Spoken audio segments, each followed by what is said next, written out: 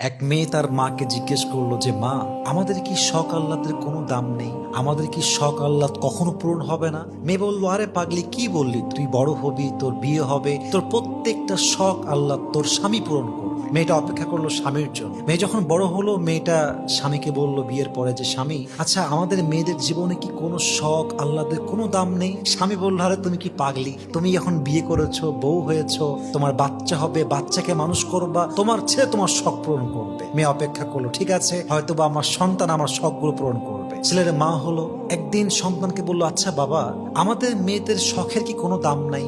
আমাদের আহ্লাদের কোনো দাম কি পৃথিবীতে নেই?